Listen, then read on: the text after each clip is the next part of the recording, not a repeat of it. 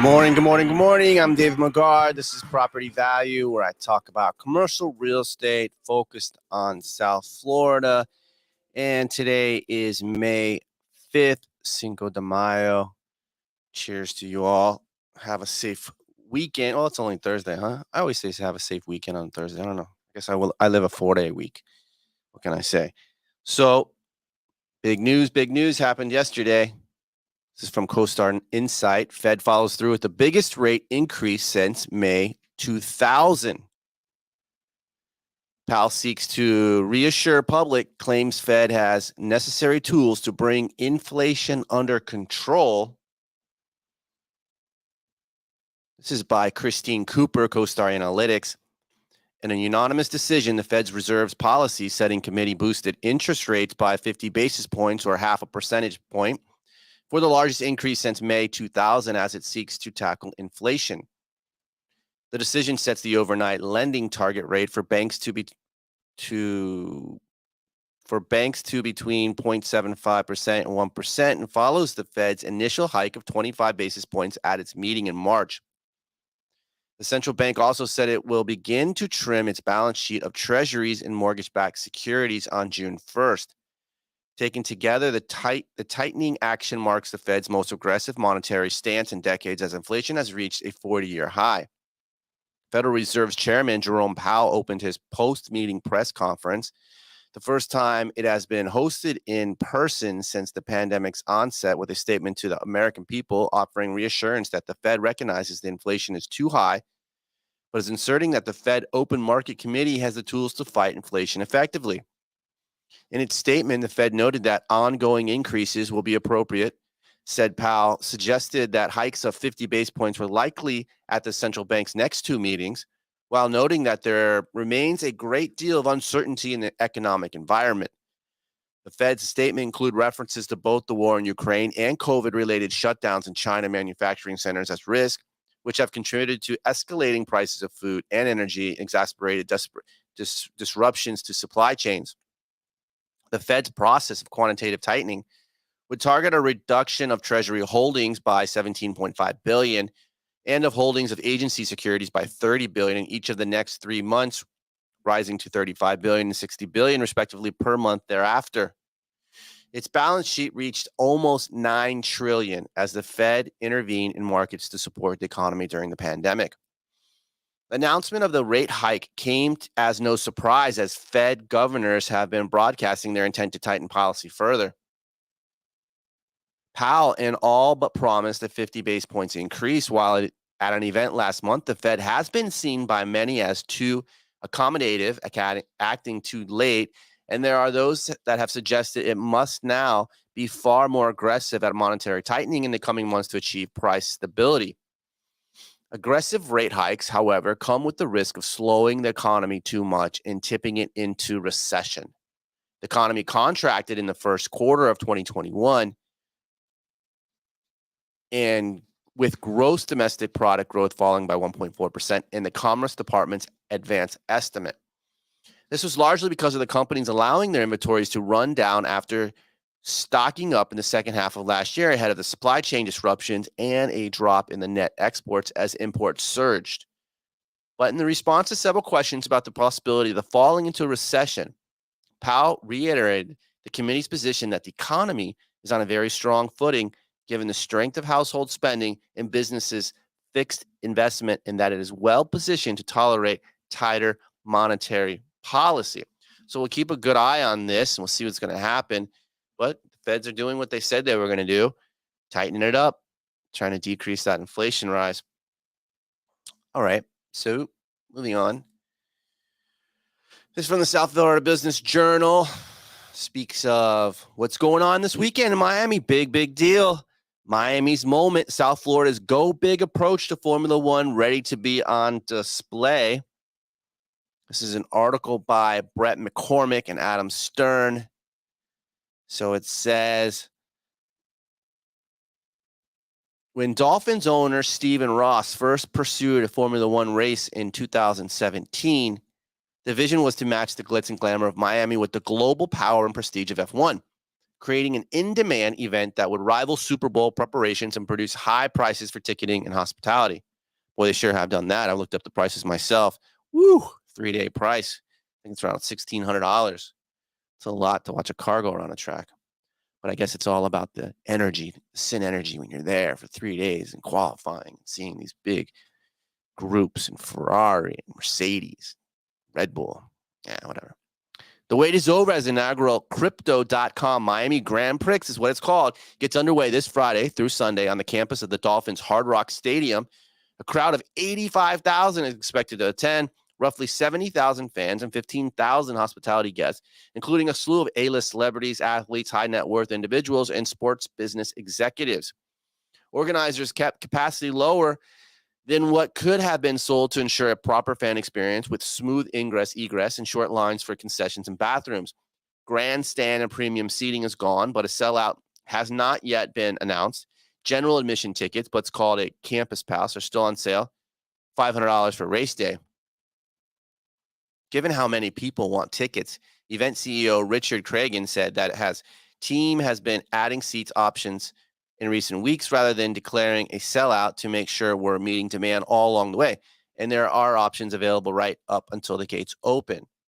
SeatGeek reports that this weekend's event is in the most in-demand auto race it has ever tracked, with an average resale price of $2,400 per ticket as of last week. The Netflix series pushed interest in F1 to the stratosphere, and many Americans are eager to witness a race live for the first time, said Chris Layden, Director of Consumer Strategy for SeatGeek. McLaren Racing CEO Zach Brown told Reuters that his company is bringing 1,000 guests to Miami, the most of any team, and could have brought double that if supply allowed. Mercedes told SBJ that it would also have 1,000 guests. This was incredibly popular right out of the gate when they announced it last summer. Our wait list was in the 10,000s of people putting their name and hoping to place an order, said Keith Bruce, president of Quint Events International and F1 Experiences, which is F1's official ticket and travel program provider. When you have a wait list that long, you know the interest is incredible. Ross set up a separate subsidiary, South Florida Motorsports, to manage and promote the event. While financial details of Miami's decade-long arrangement with F1 are not known, promoters typically pay low 8 figures annually to the series for the right to host a race. But with the cheapest race day tickets costing $500, many at over $1,000, SFM should make well into the mid to high 8 figures, if not low 9 figures in ticket revenue this year. The huge response was buoyant F1 and Liberty Media executives as they assess just how much the series has grown in the U.S. and whether the market can sustain multiple races. This year, the U.S. will host 2 F1 races in Miami and Austin, with a third in Las Vegas, set to join in 2023. On top of Crypto.com serving as title sponsor, founding partners are Gainbridge, Hard Rock, JP Morgan, Red Bull, and MindMaze. Sources said SFM went to market asking at least 7 figures annually for those positions. If there's one overarching theme of the race week, it's South Florida's luxury. While F1 has always been known as a bastion for wealth, the focus on opulence this weekend is being compared with some of F1's most moneyed weekends, namely the Monaco Grand Prix. At the circuit, hospitality options include the Hard Rock Beach Club, situated near turns 11-13, which features sand, pools, and concerts with a cabana package for $65,000 for 10 guests over the race weekend, only $65K. The MSC Cruises Yacht Club will be a part of a broader man-made marina setting with dry-docked luxury boats. Man-made marina only in Miami, where we are surrounded by water. F1's famous paddock club hospitality area that's typically situated over team garages and the start-finish line will have 5,000 guests. Sources said a ticket to the Paddock Club typically goes for around $6,000 for most races, but was sold for an additional $3,000, totaling $9,000 for the Miami race, a 50% increase due to the anticipated demand. On the secondary market, as a Prestige, the cheapest 3-day pass to the Paddock Club this weekend was $19,000, while the best for Sunday only was $14,000, according to the data from TickPick. That's higher than the average ticket price of the Super Bowl this year at $5,877, according to the TickPick. Teams and sponsors are splashing out big sums to build out huge hospitality chalets for the weekend. There's the Silver Arrows Miami Club for Mercedes, Ferrari Club, Red Bull Energy Station, and McLaren House. F1 Experience is sold out of its inventory for Miami, according to Bruce, roughly even split between premium and regular fan experiences. That includes about 1,600 VIP hospitality clients and 1,400 fans who brought grandstand packages. One of the packages was called the Legend Pass, included one-day access into the garage area. Quentin Events picked up rights in F1 in 2017, and Bruce said it was too early to say whether Miami would be the most lucrative event yet, in part because of the lower attendance. But he said Miami will easily end up in the top 3 most lucrative events this season, along Monaco and the U.S. Grand Prix at Circuit of Americas. Bruce, and he's particularly focused on working with South Florida Business to provide, or SFM, to provide timely and smooth shuttle services for fans, given the large amount of remote parking for the event. Many of the usual parking lots at the stadium are being used as part of the F1 face footprint. Concessionary Essedox Live is also treating the race similarly to the Super Bowl. The company expects per cap spending to approach Super Bowl levels.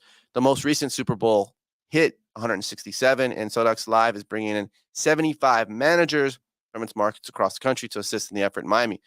Sudox Live serviced Super Bowl at the Hard Rock Stadium in early 2020 and has handled Final Fours and U.S. Open Golf Championship in recent years, but the scale of the F1 race is larger than almost anything the company has ever done.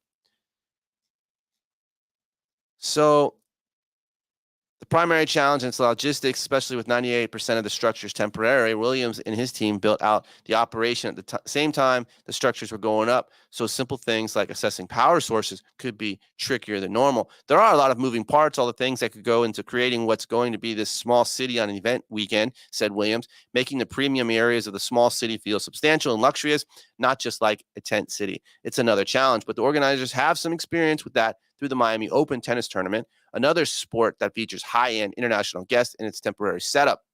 All the fixtures and furniture, everything they put into it, they don't miss a detail, said Williams.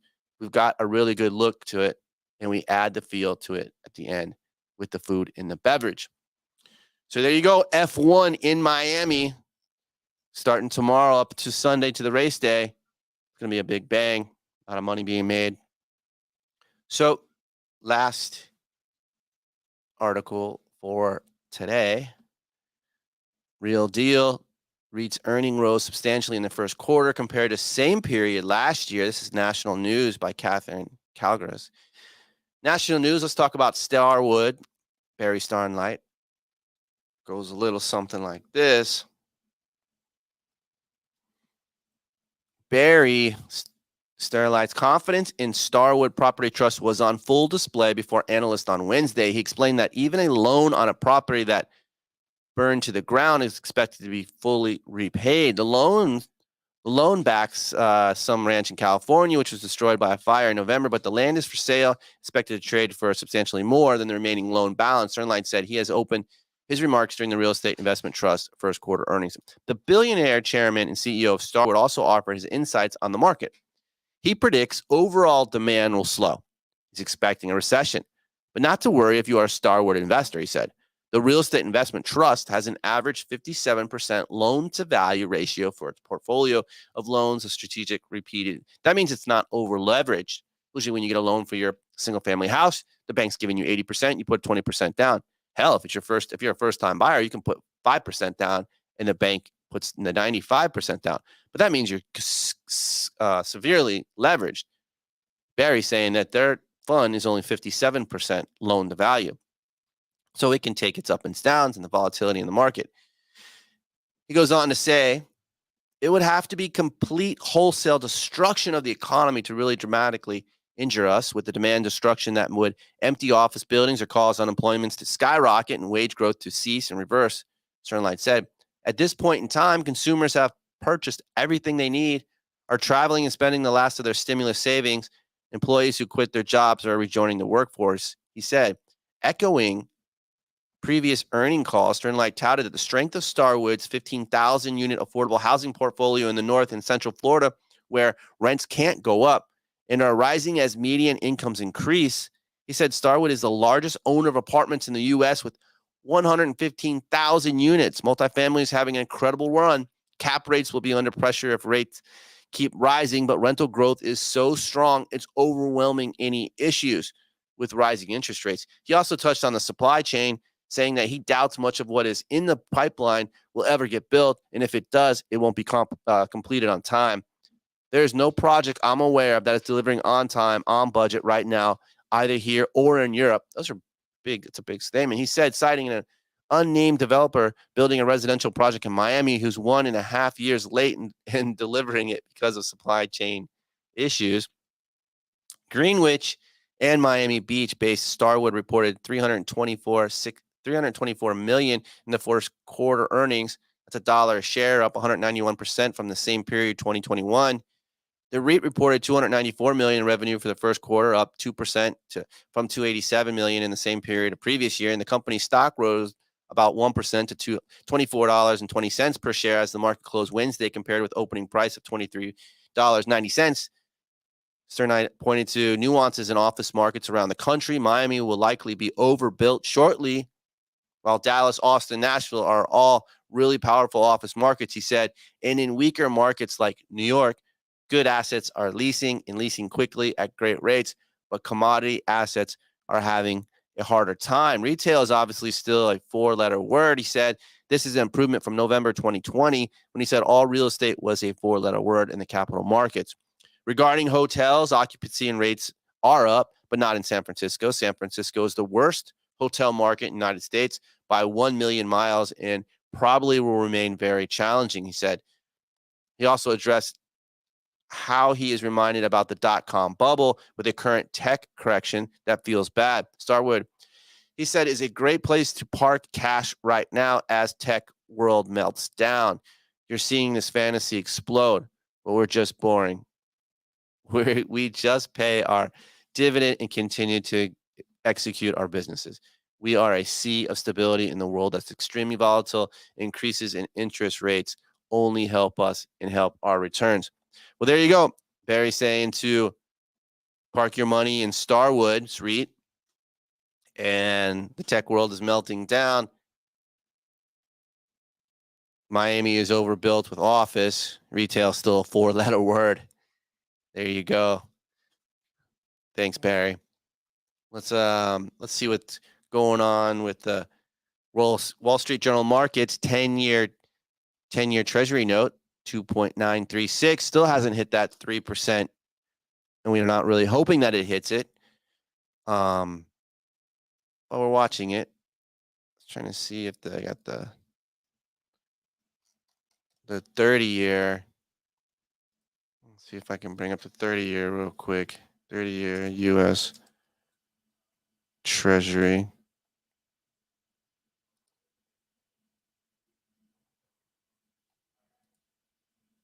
U.S. Treasury. No, I can't find it that quick. I don't know why it didn't come up. A monthly Treasury rate. Why is it not showing in the U.S. Treasury?